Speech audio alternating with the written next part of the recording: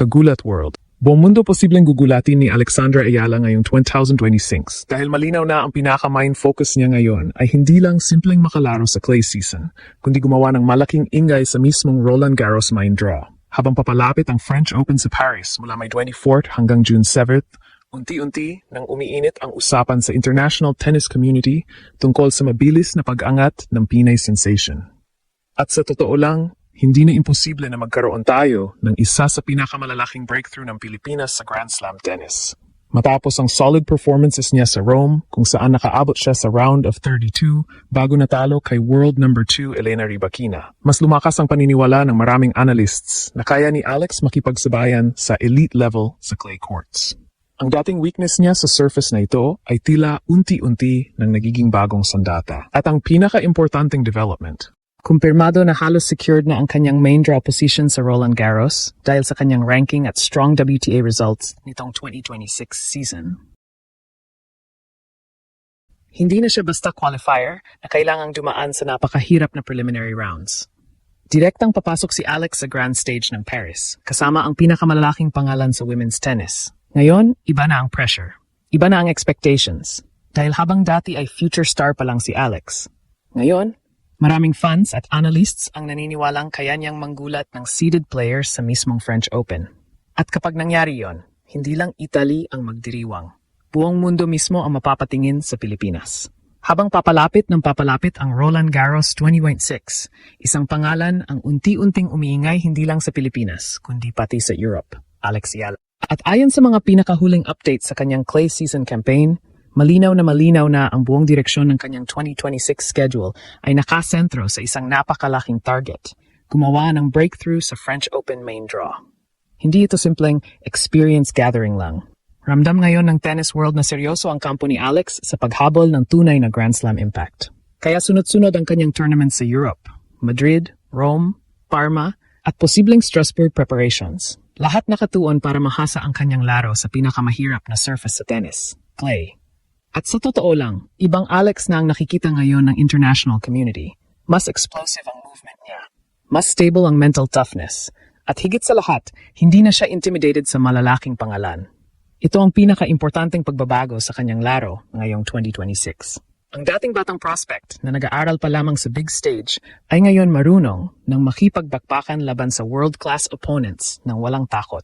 Malaking halimbawa rito ang ipinakita niya sa Italian Open kung saan umabot siya sa round of 32 at nakipagsabayan kay Elena Rybakina, isa sa pinakamapanganib na players sa buong WTA Tour. Kahit natalo siya, marami ang napabilib sa composure at tactical maturity niya sa rallies. Hindi siya basta tinangay ng pressure. Lumaban siya na parang veteran na rin sa tour. At yun mismo ang dahilan kung bakit tumataas na rin ang expectations sa kanya papuntang Roland Garros.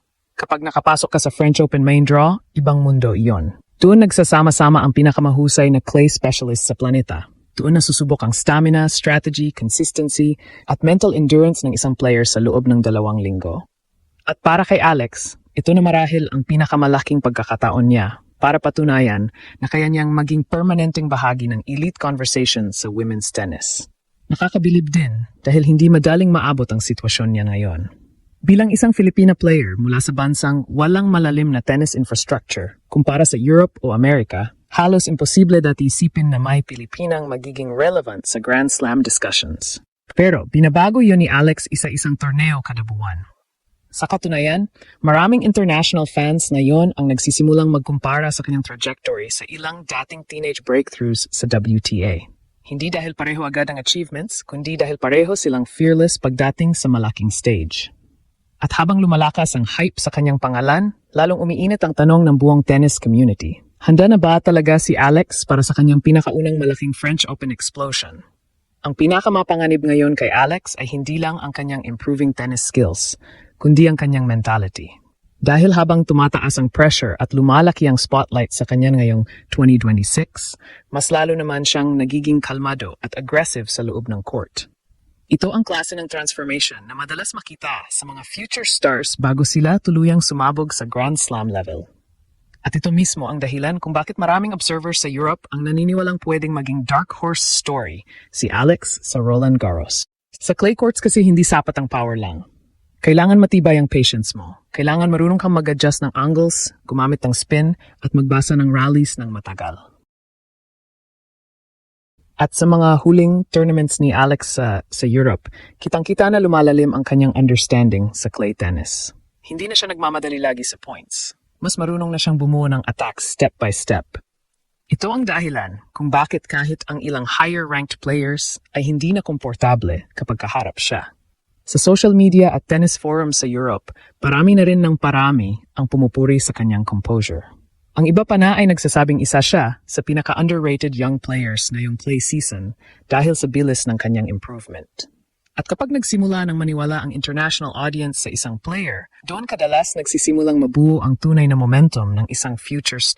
Lalo pang tumitindi ang excitement dahil posibleng makaharap ni Alex ang ilan sa pinakamalaking pangalan sa women's tennis sa main draw ng French Open. Imagine ang possibility na makalaban niya sina Aryna Sabalenka, Coco Gauff, Elena Rybakina o Iga Swiatek sa isa sa pinakamalaking stages sa mundo.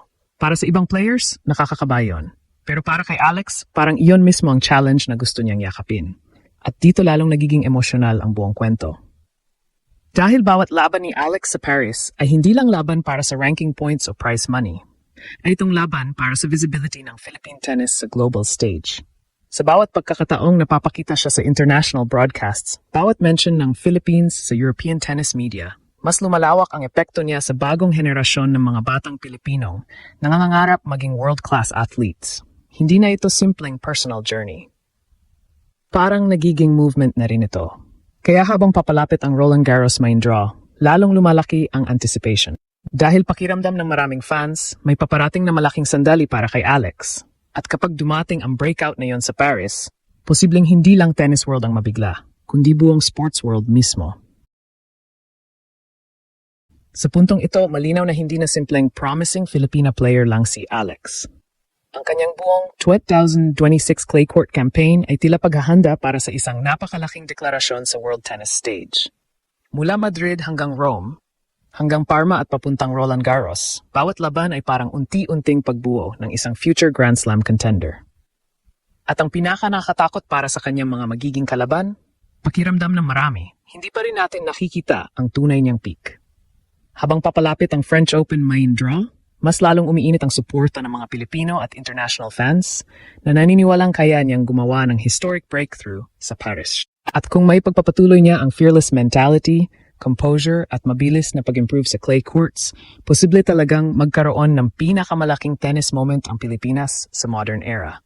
Dahil minsan, ang mga greatest surprises sa sports nagsisimula muna sa isang batang hindi natatakot mangarap ng mas malaki kaysa inaasahan ng buong mundo.